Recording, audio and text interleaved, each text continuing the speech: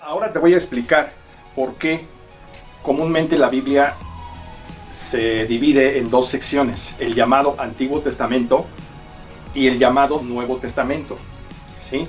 En una Biblia común y corriente, vamos a llamarle cristiana, el Antiguo Testamento comienza en Génesis y termina en el profeta Malaquías. Y el Nuevo Testamento comienza en el Evangelio de Mateo y termina en el Apocalipsis. Entonces, esa es la división comúnmente aceptada. Aquí puedes ver esta parte gruesa, ¿sí? Esta parte gruesa, todo esto es el Antiguo Testamento, y esta parte más delgada es el así llamado Nuevo Testamento. Antiguo Testamento, Nuevo Testamento, ¿ok? Entonces, ¿por qué se le denomina Antiguo y Nuevo Testamento? Desde mi punto de vista muy particular, el término Antiguo y Nuevo Testamento, o ambos términos, son incorrectos, ¿sí? Por la siguiente razón básica. Cuando se hizo un pacto o testamento con Moisés y el pueblo de Israel, ¿sí? En la antigüedad, se llevó a cabo ese pacto. Pero no significa que todos estos libros sean ese pacto. Es decir, una cosa es el pacto y otra cosa son los libros bíblicos. O sea, los libros bíblicos, aunque están bajo ese pacto que Dios celebró con Moisés y los israelitas en el desierto, pero los libros en sí mismos no son el pacto. Es decir, tienen que ver con el pacto, pero no son el pacto. Por eso es incorrecto llamarle a este conjunto de más de 30 libros Antiguo Testamento. Y el Nuevo Testamento tampoco es un conjunto de libros, sino es un nuevo pacto que estaba profetizado en Jeremías 31 y que Jesús llevó a cabo con sus apóstoles en la última cena o la cena del Señor, ¿sí? Mira, el antiguo pacto aquí lo dice Éxodo capítulo 24. Dice, aquí Moisés fue y refirió al pueblo todas las palabras y disposiciones del Señor. Y ellos respondieron a una voz, haremos todo lo que el Señor ha dicho. Moisés puso entonces por escrito lo que el Señor había dicho. A la mañana siguiente madrugó y levantó un altar al pie del monte, y en representación de las 12 tribus consagró 12 piedras. Luego envió a unos jóvenes israelitas para que ofrecieran al Señor novillos como holocaustos y sacrificios de comunión. La mitad de la sangre la echó Moisés en unos tazones, y la otra mitad la roció sobre el altar. Después tomó el libro del pacto y lo leyó ante el pueblo, y ellos respondieron, fíjate, tomó el libro del pacto, que era un libro, un testamento, y lo leyó ante el pueblo, y ellos respondieron, haremos todo lo que el Señor ha dicho y obedeceremos. Moisés tomó la sangre, roció al pueblo con ella y dijo, esta es la sangre del pacto, que con base en estas palabras el Señor se ha hecho con ustedes. ¿Percibiste? Aquí Dios se comprometió a guardar el pacto, pero también el pueblo de Israel dijo, nos comprometemos a guardar todas las disposiciones del pacto. Y se inauguró con una firma ante un notario, por decirlo así, y esa firma fue la sangre derramada. Por eso dice, esta es la sangre del pacto que el Señor ha hecho con ustedes. ¿Por qué se derramó la sangre? Bueno, la carta a los Hebreos en el Nuevo Testamento explica que cuando alguien muere, le dejas un testamento legal a sus hijos o a sus nietos, pero tiene que morir, es decir, tiene que derramar su sangre, si no, no es testamento. Entonces aquí murió pues, un animalito, un cordero, un macho cabrío, y ese fue, por decirlo así, la firma de ese antiguo pacto.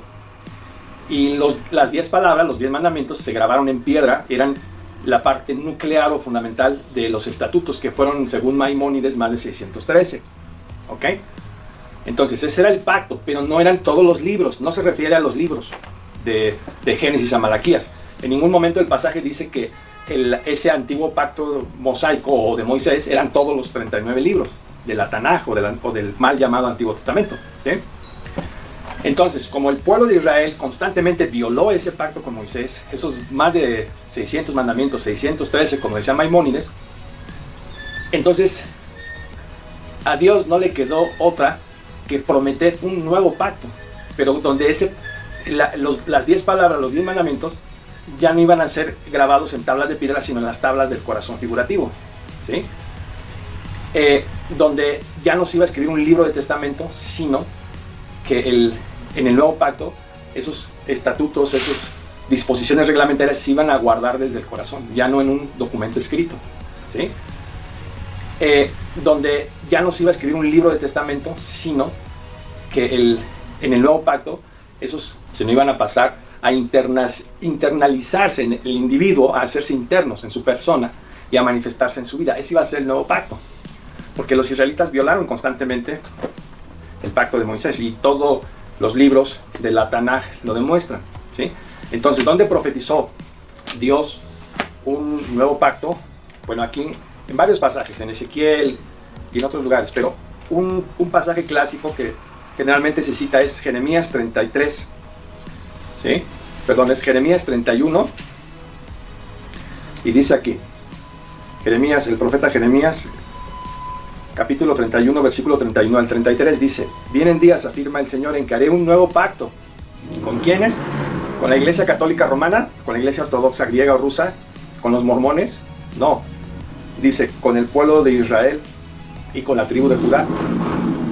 No será un pacto como el que hice con sus antepasados el día en que los tomé de la mano y los saqué de Egipto, ya que ellos lo quebrantaron, a pesar de que yo era su esposo, afirma el Señor, o su dueño marital, en hebreo Baal, su dueño marital. Este es el pacto que después de aquel tiempo haré con el pueblo de Israel, afirma el Señor. Pondré mi ley en su mente y la escribiré en su corazón. O sea, ya no en unas tablas de piedra ni en un testamento escrito, sino en su mente y en su corazón. Yo seré su Dios y ellos serán mi pueblo. Ya no tendrán que enseñar a su prójimo, ni dirá nadie a su hermano, conoce al Señor, porque todos, desde el más pequeño hasta el más grande, me conocerán, afirma el Señor. Yo perdonaré su maldad y nunca más me acordaré de sus pecados. Ahí estaba implicada la redención de sus pecados. Entonces ya el pacto nuevo ya no iba a estar en un documento escrito llamado testamento, sino iba a estar precisamente en su mente y en su corazón. Era una superación. Vamos a decir que el antiguo pacto era la letra, pero el nuevo pacto era el espíritu de esa letra, ya hecho interno en el individuo, internalizado en su mente y en su corazón.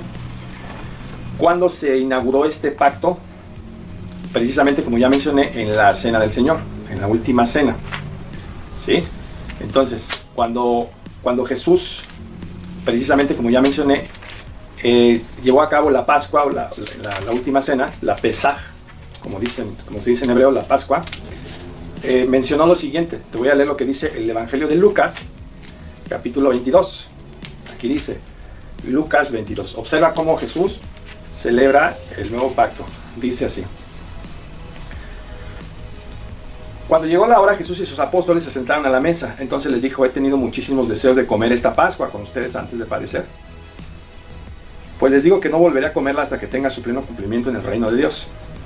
Luego tomó la copa, dio gracias y dijo: tomen esto y repártanlo entre ustedes. Les digo que no volveré a beber del fruto de la vid hasta que venga el reino de Dios. También tomó pan y después de dar gracias lo partió, se lo dio a ellos y dijo: este es el pan, este pan es mi cuerpo, entregado por ustedes, hagan esto en memoria de mí. De la misma manera tomó la copa después de la cena y dijo: esta copa es el nuevo pacto en mi sangre, que es derramada por ustedes. ¿Sí?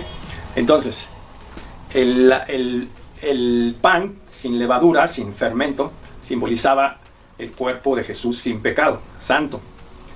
Y el vino significaba la sangre derramada de Jesús. Esta sangre iba a ser la firma del nuevo pacto, del Nuevo Testamento. La palabra pacto y testamento significa lo mismo. Entonces Jesús ahora iba a redimir al pueblo de Israel. ¿Con quién celebró este pacto? ¿Quiénes eran los apóstoles, los 12 apóstoles que estaban ahí? ¿Eran todos católicos romanos? ¿Eran ortodoxos? ¿Eran mormones? ¿Eran testigos de Jehová? No, eran judíos. Y algunos eran de la tribu de Judá. Jesús venía de la tribu de Judá. Eran israelitas, eran hebreos. Entonces aquí Jesús celebra el nuevo pacto con la casa de Israel. Y ya no es la sangre de un cordero, de un macho cabrío, sino su propia sangre, como el cordero de Dios que quita el pecado del mundo. Entonces, por eso se le ha llamado el antiguo pacto y el nuevo pacto, el Antiguo Testamento y el Nuevo Testamento. Entonces Jesús da su vida para redimir al pueblo de Israel, porque dice: entonces perdonaré sus pecados y no me acordaré más de su maldad, de su iniquidad. Pero entonces el antiguo y el nuevo pacto son dos documentos, por decirlo así, dos pactos ante notario que se firman con sangre, pero no se refiere a los libros de Mateo a Apocalipsis, no se refiere a esos libros, ni el Antiguo Testamento se refiere de Génesis a Malaquías, Por eso opino que los nombres Antiguo y Nuevo Testamento están equivocados, ¿sí? Algunos le llaman escrituras hebreas o hebreo-arameas y escrituras griegas, cristianas, para hacerlas diferenciar de la Septuaginta griega o de otros documentos escritos al griego que no eran cristianos. Otros le llaman la Tanaj al mal llamado Antiguo Testamento, ¿sí? Entonces, bueno, yo quería explicarte por qué se llama Antiguo y Nuevo Testamento. El nombre no es tan preciso. La palabra testamento en griego es diatheke, ¿sí? Y significa, como ya dije, pacto. Entonces, te dejo con esta cápsula y ahora ya aprendiste por qué se le denomina Antiguo y Nuevo Testamento. Te invito a que comprendas la Biblia, ¿sí? Que la leas y que comprendas su contenido, su estructura y su mensaje, para que de esta manera transformes radicalmente tu vida, porque la Biblia no es judaísmo, la Biblia no es catolicismo, la Biblia no es protestantismo, la Biblia no es evangelicalismo, ¿sí? Como de los evangélicos. La Biblia no es un libro de la iglesia ortodoxa rusa o griega, la Biblia no es un libro de los testigos de Jehová, la Biblia no es un libro de los mormones, de los adventistas, de los menonitas, de los cuáqueros, ¿sí? La Biblia es un libro universal cuyo objetivo es nuestra transformación personal para llegar a ser como el Mashiach, como el Mesías, ¿sí? Entonces, la Biblia es un libro pedagógico cuyo objetivo central es que tú y yo seamos semejantes al Mesías en sentido espiritual. Te dejo esta cápsula y nos vemos para una siguiente. Hasta pronto.